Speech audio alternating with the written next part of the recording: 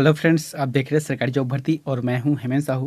दोस्तों, आज की जो टॉपिक में बात करने वाले हैं छत्तीसगढ़ सब इंस्पेक्टर भर्ती का भाग नंबर 18 है। इससे पहले मैंने 17 वीडियो ऑलरेडी यूट्यूब पर अपलोड कर दिया है। दोस्तों, अगर आप चैनल पर नए हैं तो चैनल को सब्सक्राइब कर लीजिएगा, साथ ही बेल आइकन को जरूर दबा देना। अगर इस वीडियो का आपका फ्री पीडीएफ चाहिए तो हमारे टेलीग्राम चैनल पर ज्वाइन करना, वहाँ से आपको फ्री पीडीएफ मिल जाएगा। चलते वीडियो की तरफ। दोस्तों, आज की जो टॉपिक है उसमें सामान्य हिंदी को देखने वाले हैं। जो सब इंस्पेक्टर भर्ती है इसमें 30 अंकों का जो प्रश्न पूछा जाएगा, यानी कि 10 क्वेश्चन पूछे जाएंगे 30 अंकों के लिए। ठीक है, तो फिर यहाँ वीडियो बहुत ही इंपॉर्टेंट है, बहुत ही अच्छा टॉपिक है। तो फिर देखते हैं। यहाँ पर जो पिछले वीडियो में आप लोगों को होमवर्क दिया था उसको हम पहले देखे थे कि भारत का जो क्षेत्रफल है, विश्व के कुल क्षेत्रफल का जो भौगोलिक क्षेत्रफल है उसके हिसाब से कितना है। जो बहुत लोगों ने कमेंट किया बिल्कुल सही है कि 2.4% इसका सही रहेगा। यहाँ पर पहले क्वेश्चन देखते हैं। दोस्तों, इसके साथ कुछ कुछ ऐसे शब्द आएगा जहाँ पर मैंने जो है टिप करके कुछ अधिकतर फैक्ट भी लिख दिया है, तो आप उसको भी देखना। यहाँ पर प्रश्न क्या है पहला कि उच्चारण में वायु प्रक्षेप या श्वास की दृष्टि से कितने प्रकार की वर्ण माने गए हैं।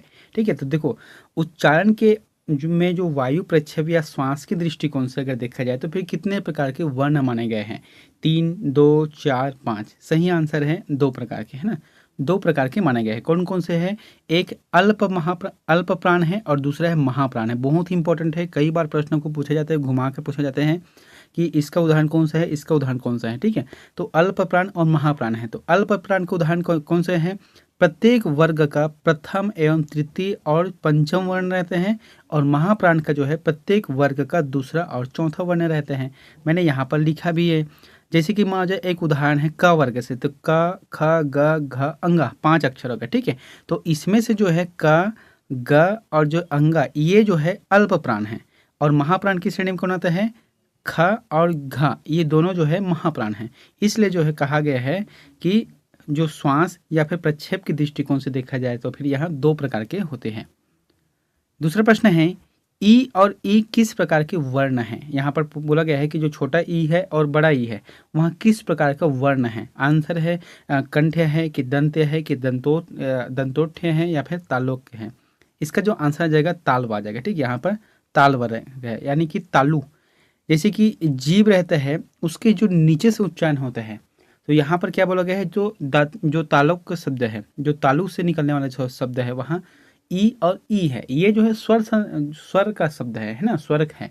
अगर व्यंजन की बात करें तो फिर चा, छ, ज, झ और या ये जो है ये व्यंजन है, और ई जो है ये स्वर है, जो कि ताल वर्ण का उदाहरण है यहाँ पर। तीसरा प्रश्न है निम्नलिखित में से कौन सा मध्य या फिर केंद्रीय स्वर है। तो मध्य या केंद्रीय स्वर किसे कहा जाता है? इसमें से आंसर कौन रहेगा यहाँ पर? ई, उ, ए या फिर आ से? सही आंसर आ जाएगा आ जो शब्द है वहाँ मध्य स्वर है, मध्य स्वर या फिर केंद्रीय स्वर कहा जाता है आ को। चौथा प्रश्न है ध्वनि किसकी लघुत्तम इकाई है। बहुत ही अच्छा प्रश्न है कि ध्वनि जो है किसकी लघुत्तम यानी कि सबसे छोटी इकाई है। ऑप्शन है शब्द का है, भाषा का है, वाक्य का है या अक्षर का है।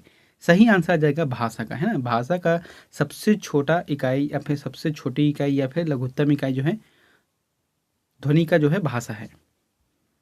उसके बाद है पांचवा है मृदुल का विलोम शब्द है। मृदुल का विलोम शब्द क्या रहेगा? खराब, कठोर, रुक्ष या फिर कठिन। इसका जो सही शब्द आ जाएगा रुक्ष आ जाएगा। हालांकि देखो शब्द अलग अलग है लेकिन इसका अर्थ भी भावार्थ थोड़ा थोड़ा अलग है। जैसे कि मृदुल, जैसे कि हम इसको नरम भी कह सकते हैं, मृदुल या फिर मीठा, है ना। तो रुक्ष ये कठोर से नहीं आता है, लेकिन शब्दों का खेल अलग अलग है। जैसे मृदुल शब्द का विलोम बोला गया है तो व्यापम ने इसे रुक्ष को लिया है। रुक्ष 2017 में एग्जाम हुआ था, उसमें रुक्ष लिया है। छठा प्रश्न है आविर्भाव शब्द का विलोम है। आविर्भाव जो शब्द है इसका विलोम क्या शब्द रहेगा? अनाविर्भाव रहेगा, विभाव रहेगा, अविर्भाव रहेगा या तिरोभाव रहेगा। सही आंसर आ जाएगा तिरोभाव, है ना। आविर्भाव का विलोम शब्द तिरोभाव आ जाएगा। सातवां प्रश्न है उपयुक्त शब्द में रिक्त स्थान की पूर्ति कीजिए। यहाँ पर जो शब्द गया है इसके रिक्त स्थान को पूर्ति करना है। क्या लिखा है यहाँ पर कि सूर्य खाली स्थान है। सूर्य जो है खाली स्थान है, जंगम है कि कंपनशील है, स्थावर है या शीतल है। सही आंसर आ जाएगा स्थावर। स्थावर मतलब होता है स्थिर, है ना। तो सूर्य है स्थिर है या फिर सूर्य स्थावर है, तो इस तरीका से इसका आंसर स्थावर आ जाएगा। आठवां प्रश्न है निम्न में संधि की एक गुण गलत है। जैसे कि यहाँ पर क्या लिखा गया है? संधि, है ना। तो संधि के विभिन्न गुण हैं जिसमें से 4 गुण यहाँ पर लिखा गया है। इसमें से एक गुण जो है गलत है। पहला क्या है कि संधि में समास नहीं होता, किंतु समास में संधि भी नहीं होती। ठीक है। दूसरा क्या है, संधि संस्कृत भाषा की देन है। तीसरा है संधि में जब दो अक्षर या वर्ण मिलते हैं। और चौथा क्या है, संधि निर्माण तत्सम शब्दों यानी कि संस्कृत से होती है। सही आंसर आ जाएगा यहाँ पर पहला आ जाएगा। ठीक है। यहाँ जो गुण जो है गलत है। अगर इसकी जगह ये रहता कैसे कि संधि में समास नहीं होता किंतु समास में संधि होता है, ये आंसर रहता तो सही रहता। लेकिन यहाँ पर संधि नहीं होती तो गलत बन जाएगा। ठीक है। यहाँ पर क्या आ जाएगा, समास में संधि होती है, ये सही रहता। 10वां प्रश्न है। दोस्तों प्रश्न को आप लोग अच्छे से समझना, क्योंकि हिंदी का जो सिलेबस रहता है वह प्रत्येक एग्जाम में लगभग एक ही सिलेबस है, एक ही सिलेबस पूछे जाते हैं। व्यापम हो, पीएससी हो, एसएससी हो, अगर सेंट्रल लेवल का एग्जाम दे तो भी एक ही रहता है। ठीक है। तो अच्छे से तैयारी करना, यहाँ जो स्कोरिंग करने के लिए बहुत अच्छा टॉपिक रहता है। यहाँ पर 9वां प्रश्न क्या है, अति आवश्यक किस संधि का उदाहरण है। क्या बोल रहे हैं, अति आवश्यक जो है किस संधि का उदाहरण है। तो इसका आंसर का यहाँ पर क्या दिया गया है, अयादि संधि, वृद्धि, दीर्घ, यन। इसका जो सही आंसर आ जाएगा यन संधि है ना, यन संधि का उदाहरण है अति धन आवश्यक।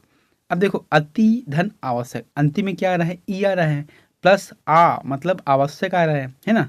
तो ई के साथ जो है प्लस आ रहा है, तो उदाहरण क्या बनता है यन संधि का, ई या फिर ई के बाद कोई भी स्वर आता है ना। ई, छोटा ई या फिर बड़ा ई के बाद कोई भी स्वर, आ या फिर उ ए ऋषिगरी, ए जो भी आता है तो वहां पर यन संधि का उदाहरण आता है। 10वां प्रश्न है, पवित्र में प्रयुक्त संधि का नाम है। क्या बोला गया है, जो पवित्र शब्द है इसमें प्रयुक्त संधि का नाम क्या रहेगा, यन संधि है कि गुण संधि है कि वृद्धि संधि या फिर अयादि संधि है। सही आंसर आ जाएगा अयादि संधि आ जाएगा। पवित्र में अयादि संधि आता है। यहाँ इसका संधि विच्छेद करेंगे तो कैसा आएगा, पो धन इत्र है ना, पो धन इत्र बराबर पवित्र है। यहाँ पर जैसे कि ए या फिर बड़े ए, ओ या फिर औ के बाद कोई भी स्वर आए, क्या बोल रहा है प्रश्न को समझना है, ए या फिर ए और ओ ये क्या है, चारों स्वर है। इसके बाद जो और अतिरिक्त स्वर है आता है दूसरे पद में आता है तो इसे कहा जाता है अयादि संधि कहा जाता है। जैसे कि पो में क्या आ रहा है, ओ आ रहा है, उसके बाद ई आ रहा है ना, मतलब कोई भी दूसरा स्वर आ रहा है, इसका मतलब पवित्र है, और यही अयादि संधि का उदाहरण है। ये संधि वाला जो प्रश्न है सिर्फ एक जो इसका जो सूत्र रहता है, ठीक है, इसको जो समझने का तरीका रहता है बस वही है, इसमें कुछ खास नहीं रहता है। आपको बस प्रश्न को समझना है क्या बोल रहे हैं, और इसको जो यन संधि, वृद्धि, गुण, यन जो भी है इसके एक जो ट्रिक रहता है उसको याद करना है। ठीक है।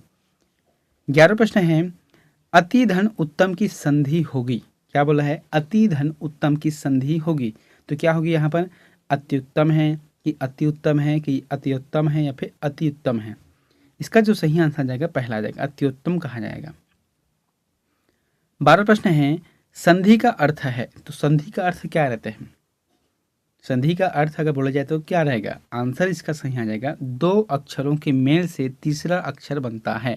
दो अक्षरों के मेल से तीसरा अक्षर बनता है संधि। जैसे कि क्या है उदाहरण, जैसे कि पो धन इत्र है ना, पो धन इत्र बराबर पवित्र है, यही इसका उदाहरण है, क्योंकि तीसरे अक्षर बनाना पड़ रहा है यहाँ पर। उसके बाद 13वां प्रश्न है, हिमालय में किस संधि का प्रयोग हुआ है। बहुत ही अच्छा प्रश्न है, हिमालय में किस संधि का प्रयोग हुआ है। इसका जो सही आंसर आ जाएगा, दीर्घ स्वर संधि का प्रयोग हुआ है। दीर्घ स्वर संधि का हिमालय में प्रयोग है। कौन सा, हिम धन आलय बराबर हिमालय। अब यहाँ पर प्रश्न समझना, जो आ या फिर ई और उ और उ या फिर ऋषिक्री, ये देखो जो स्वर संधि कितने प्रकार के हैं, अलग अलग है। ठीक है, आ ई उ ए औ, उसके बाद जो ऋषिक्री है। ठीक है, तो इसी तरीके से इसमें जो है आ के साथ या फिर ई के साथ या फिर उ के साथ अगर कोई भी स्वर आता है तो यह जो है दीर्घ स्वर संधि का उदाहरण बनता है। 14वां प्रश्न है, हिंदी भाषा एवं व्याकरण में समास के कितने प्रकार हैं। तो समास के कितने प्रकार हैं हिंदी भाषा में या फिर हिंदी व्याकरण में, इसका जो आंसर आ जाएगा वहाँ 6 प्रकार के समास हैं। हम लोग 6 प्रकार के समास को पढ़ते हैं। कौन कौन से, अव्ययी भाव समास है, तत्पुरुष समास है, कर्मधारय समास है, द्विगु समास है, बहुब्रीहि समास है, द्वंद्व समास है। दोस्तों यहाँ पर प्रश्न क्या बोला गया समझना कि हिंदी भाषा और व्याकरण के आधार पर। अब उसके बाद 15 प्रश्न लिखते हैं, पदों की प्रधानता के आधार पर समास कितने प्रकार है। पदों की प्रधानता है ना, पदों की प्रधानता यानी कि प्रथम पद और द्वितीय पद, तो इसका जो सही आंसर आ जाएगा वहाँ चार प्रकार के हैं पदों की प्रधानता के आधार पर समास। कौन कौन से हैं? एक है अव्ययी भाव है, दूसरा है तत्पुरुष समास है, तीसरा है द्वंद्व समास है और चौथा है बहुब्रीहि समास है। लेकिन जो दो और समास है कर्मधारय और द्विगु, ये जो तत्पुरुष समास के अंतर्गत आता है। इसलिए पदों की अगर प्रधानता की बात किया जाए तो फिर समास जो है 4 प्रकार के आते हैं और व्याकरण के दृष्टिकोण से 6 प्रकार के आते हैं। सतसई में कौन सा समास है? अब यहाँ पर प्रश्न दिया गया है सतसई में कौन सा समास है। तो इसका जैसे कि विच्छेद करेंगे तो क्या आ जाएगा? अर्थ सतसई का 700 का समाहार, 700 का समाहार यानी कि सतसई। तो इसका जो सही आंसर आ जाएगा वहाँ द्विगु समास आएगा। ठीक है, यहाँ पर कौन सा आएगा? द्विगु समास आ जाएगा। जिस समास के पूर्व पद में संख्यावाचक विशेषण शब्द होता है वहाँ द्विगु समास कहलाता है। 18 प्रश्न है, जिन समासिक शब्द में दूसरा पद प्रधान हो तथा पहले के पश्चात किसी एक कारक की विभक्ति का लोप हो उसे कौन सा समास कहते हैं? इसका जो सही आंसर आ जाएगा वहाँ तत्पुरुष समास कहा जाता है। तत्पुरुष समास में जैसे कर्ता ने कर्म को करण से के लिए अलग अलग चलते रहते हैं, ठीक है, तो उसमें जो बीच में जो शब्द रहता है वह लोप हो जाता है, इसीलिए यहाँ पर तत्पुरुष समास इसका सही आंसर आएगा। 18 प्रश्न है, जनतंत्र में किस प्रकार का समास है? जनतंत्र में किस प्रकार का समास है? ऑप्शन क्या है? संप्रदान तत्पुरुष समास है, कर्म तत्पुरुष समास है, संबंध तत्पुरुष समास है, करण तत्पुरुष समास है। सही आंसर आ जाएगा संबंध तत्पुरुष समास आ जाएगा। ठीक है, जनतंत्र यानी कि जनता का तंत्र है। संबंध तत्पुरुष समास का उदाहरण कौन कौन से हैं?